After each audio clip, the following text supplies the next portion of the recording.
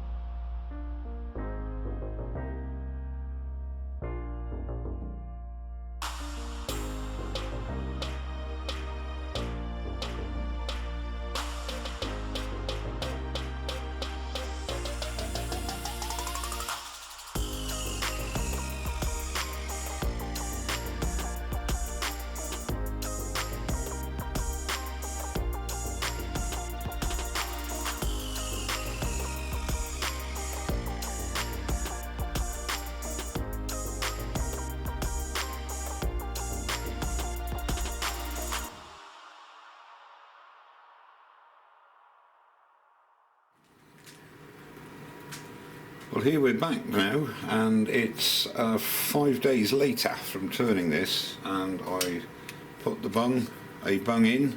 This is just some practice on some rings. However, I put that in the hole, in the opening, and I got that idea from Sam Angelo from the Wyoming wood turner, and it seems to have worked.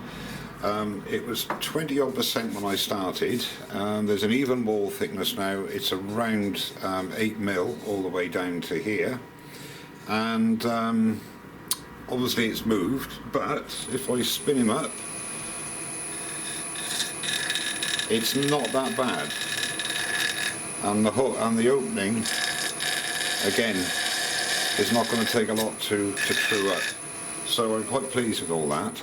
So what I intend to do is to true this up, finish off the shape. I'm not quite sure how I'm going to go yet, but we'll see how that develops. The inside is finished and hollowed, as I have said. Then I intend to put some beading around here to disguise the cracking, and then I'm going to put some form of textured colour on there. That's my idea, and we'll see how it progresses.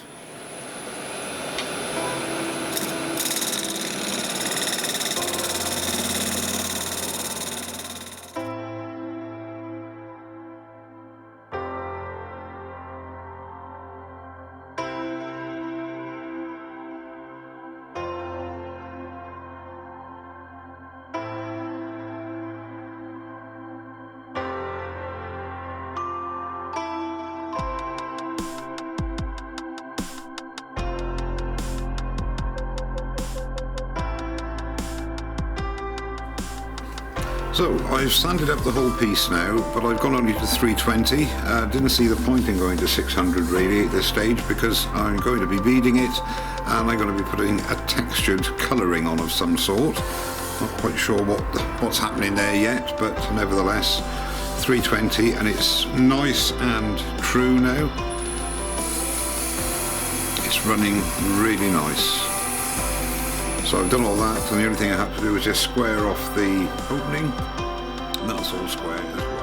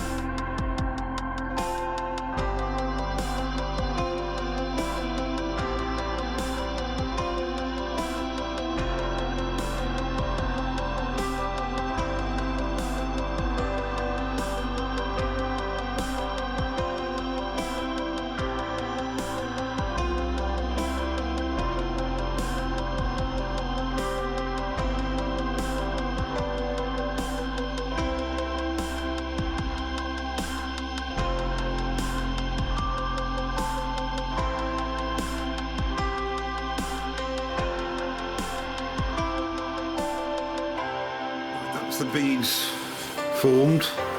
A lot of practice needed here, because you've got to get the angle right as you're approaching, but nevertheless I'm quite pleased with the overall effect. I'm going to be bringing this down, I've decided, possibly put one more bead there and just have a small plain lip. That's the idea, and then we'll get on to colouring.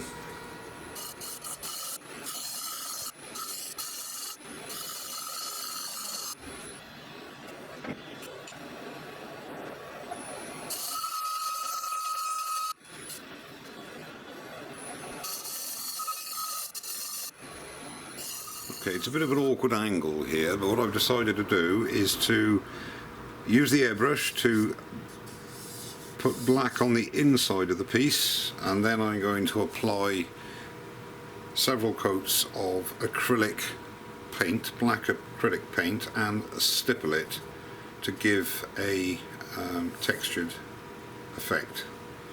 Should be interesting, and we'll see how it goes.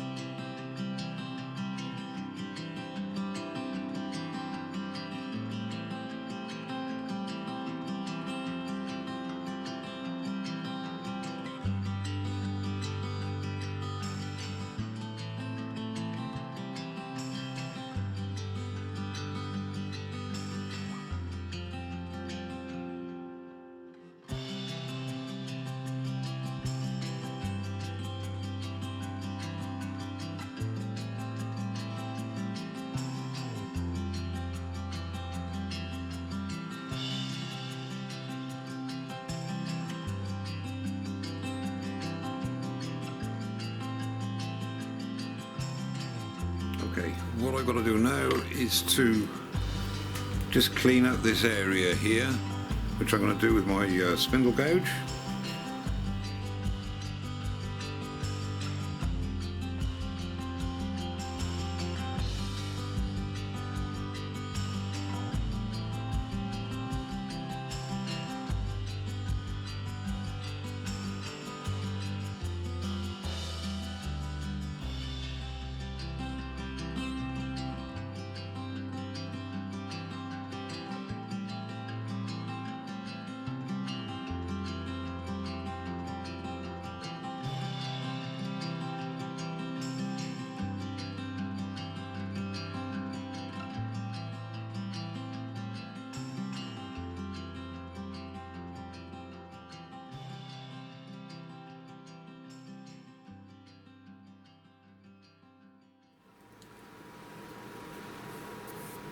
Okay, I'm happy with that now.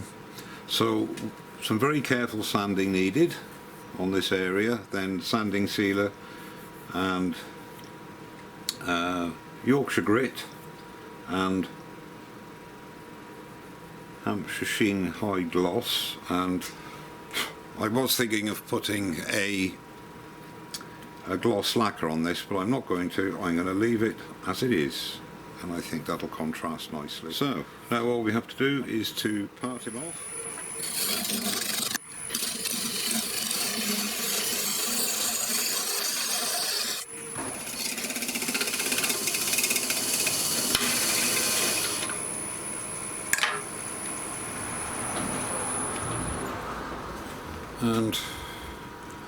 And there we have him.